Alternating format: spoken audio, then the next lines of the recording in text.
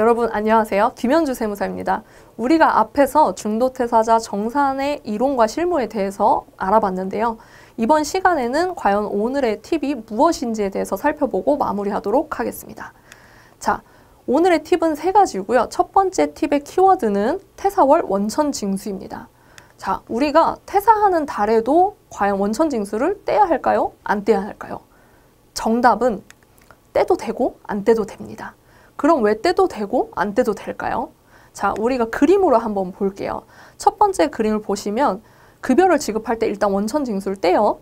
근데 이게 퇴사월이라고 가정을 하면 퇴사월의 원천징수를 뗐다가 밑에 그림을 다시 보시면 정산을 해서 다시 돌려주게 됩니다. 즉, 뗐다가 다시 돌려주게 되는 거예요. 그렇기 때문에 별다른 의미가 없습니다. 그래서 우리는 하나로 통일을 할 거예요. 자, 퇴사월에는 원천징수를 떼지 않는다. 자, 한번 보실게요. 우리가 앞에서 실무편에서 그 퇴사월에 급여자료 입력했던 거 기억나실 거예요. 그때 저희가 300만 원을 입력을 한 다음에 사실 여기에 자동으로 원천징수 세액이 떴었는데 제가 손으로 지워줬습니다. 여러분도 마찬가지로 퇴사를 했다. 그러면 급여를 일단 퇴사월 급여를 입력을 하신 다음에 세금을 손으로 지워주시고 그 다음에 정산을 하러 연말정산 추가자료 입력 서식으로 들어가시면 되시는 거세요. 자, 두 번째 팁의 키워드는 결제 동그라미 1이에요. 자, 여기는 왜 동그라미 1이냐? 오늘의 결제는 두 가지 버전으로 나갑니다. 자, 첫 번째 동그라미 1은 그동안 우리가 원천세 신고서에서 했던 방식과 같아요. 자, 보시면 원천세 신고서 작성했던 서식을 뽑아놓고 우리가 연말정산 추가자료 입력란에서 정산했던 거 기억이 나실 거예요. 그 서식을 열어놓습니다. 그리고 이 빨간색 줄로 표시된 부분들의 숫자들이 다 똑같은지 한번 확인을 해보는 거라고 보시면 되겠고요. 자, 세 번째 팁의 키워드는 결제 동그라미 2번입니다. 과연 이 결제는 무엇일까요? 우리가 예를 들어서 아까 중도퇴사자 신고를 할 때 그분은 1월에서 3월까지 인건비 신고를 들어간 다음에 퇴사를 한 분이었었어요. 그렇다면 매달 1월, 2월, 3월 인건비 신고를 한 금액과 중도퇴사자 정산할 때 신고 들어갔던 총 급여액, 요 금액이 서로 일치하는지 확인을 해주셔야 되세요. 왜냐하면 이 두 개가 일치하지 않으면 결국엔 잘못된 신고가 되기 때문에 여태까지 한 신고들이 다 의미가 없어집니다. 그렇다면 이 매달 인건비 신고 합계액과 중도퇴사자 인건비가 일치하는지는 어떻게 확인을 하냐?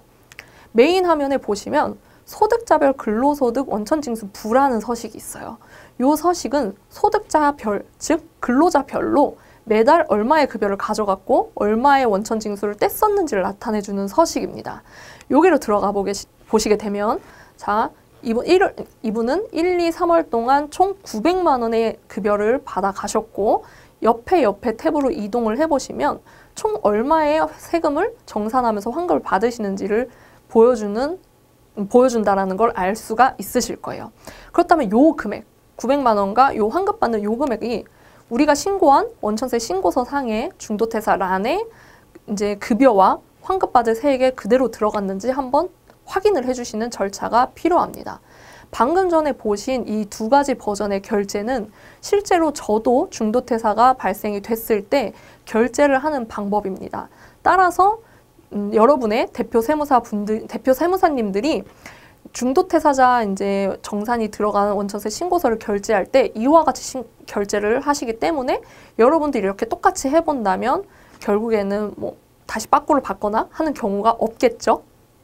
자, 여기까지 해서 중도퇴사자 발생 시 원천세 신고, 이론, 실무, 오늘의 팁까지 해서 살펴봤습니다.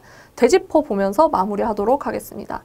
자, 중도퇴사자 정산은 왜 일어난다? 임시로 세금을 뗐기 때문에. 중도퇴사자 정산은 근로자의 입장에서 원천징수된 소득세, 지방소득세를 정산해서 추가 징수하거나 환급해 주는 의미이다. 그리고 회사 입장에서는 첫 번째, 근로자에게 추가 징수하거나 환급해준 금액들을 국가에 대신 납부하거나 국가로부터 환급받는 의미이다. 두 번째, 회사가 퇴사자에게 지급한 인건비 총액과 환급해주거나 징수해주는 금액을 신고함으로써 인건비의 적격 증빙 요건을 갖춘다. 원천세 신고 방법은 4가지 단계에 따른다. 스텝 1, 퇴사일자 입력. 스텝 2, 급여자료 입력. 스텝 3의 동그라미 1번 연말정산 추가 자료 입력, 스텝 3의 동그라미 2번 중도퇴사자 정산 급여 반영, 스텝 4 원천세 신고서 작성. 자, 오늘의 팁 첫 번째 키워드는 퇴사월 원천징수 떼지 않는다. 두 번째 키워드는 결제 동그라미 1번 원천세 신고서에 제대로 중도퇴사자 정산 반영이 됐는지 미리 결제를 해본다. 세 번째 키워드는 결제 동그라미 2번 그동안 지급한 급여와 중도퇴사자 정산 시 신고 들어간 총 급여액이 일치하는지 서로 결제를 해본다.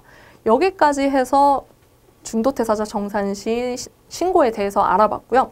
앞으로 여러분께서 사장님이랑 통화를 하다가 사장님이 그 친구 퇴사했는데? 라고 말씀하시면 그냥 네가 아니라 그럼 퇴사하신 달에 정산해서 세금을 더 떼거나 환급해 주셔야 되세요. 라고 대답하실 수 있겠죠. 여기까지 김현주 세무사였습니다.